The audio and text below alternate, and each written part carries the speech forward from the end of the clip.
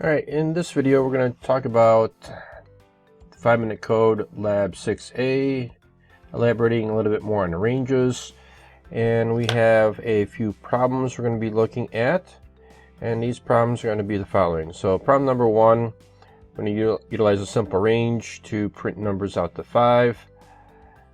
Problem number 2, we're going to utilize again a range from 10 to 20 and print out the values. Problem number 3, we're going to look at the odd numbers, printing them from 30 up to 50.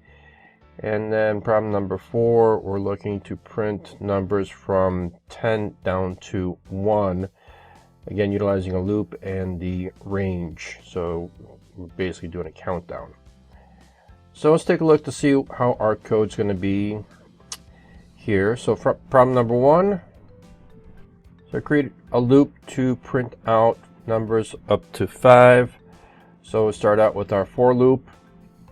So for I in range 5, and then our print statement will look something along the lines like this. So print, the current value is I, and then what's going to happen is this is going to actually start out as 0. If you remember what the range is, by default it starts from 0 and then goes up to the value less than 1. So if we actually run this code, the range started at 0 down to 4, but if we wanted to count up to 5, then we have to make the range slightly different syntax. So remember, we got the range function, and then we have our required stop value, because again, if you recall, this starts at 0 and automatically increases by 1. So if we wanted to actually display our values from 1 to 5, we're going to start at 1 then, and then we're going to go all the way up to 6, because this is going to be a greater number and it's going to be less than 1, so it's going to stop right before 6. So let's change this to print numbers up to 5. So do 1, comma, and then change this to 6.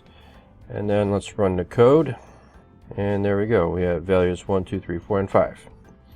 Alright, so problem number 2, we're looking at printing out numbers from 10 to 20. And the syntax will look something along the lines like this. So we have a for loop.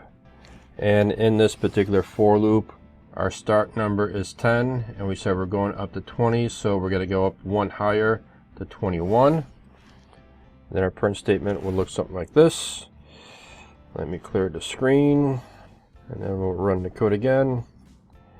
So we got problem number 1 complete, and then problem number 2, as you can see, 10 down to 20. All right, let's look at number 3. We're going to create a loop to print out all the odd numbers from 30 to 50. And then once again, what we're going to do is we are going to create our for loop with using range. And this time, as you can see, we're doing something slightly different here. So from 30, well, we know that 30 by default is going to be an even number. So we're going to start at 31. We're going to end at 50, which is okay because the last number is actually going to be 49, and then we're going to increment by 2. So our print statement then will be our typical one here. The current value is this. And let me clear the screen here. And then we'll run the code. So then for problem number 3, you can see that we're printing out all the odd numbers from 30 to 50. And then problem number 4, we're creating a loop to print numbers from 10 down to 1. So it's a reverse countdown. And we'll take a look at the code here. And we'll start out with our for loop. And you notice that we're doing something a little bit different here, that we're starting from 10 going down to 0, and then our increment value is -1. And then we'll have our print statement. Now, before I run it, let me actually get rid of this and see what actually happens. So let me come over here, clear the code, and run it again. So problem number 4 didn't even work or execute because by default it's incrementing by a positive number.